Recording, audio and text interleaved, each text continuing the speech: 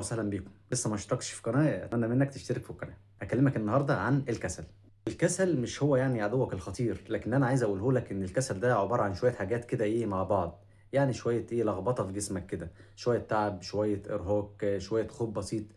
يعني انت ممكن تقول لنفسك طب يعني 5 دقايق كده وانا هعمل الحاجة الفلانية، طب كمان 5 دقايق، كمان 5 دقايق.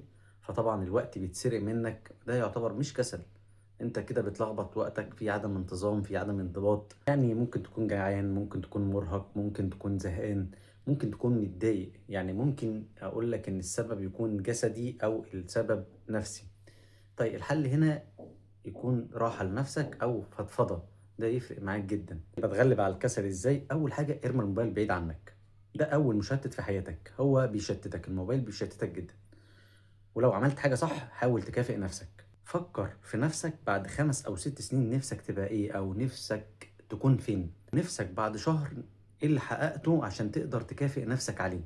خلي بالك إن الكسل مش عيب، لكن العيب إنك أنت تستسلم للكسل. هو ده اللي بيوجع فعلا، هو ده اللي بيتعبك. حاول تبعد عن الكسل.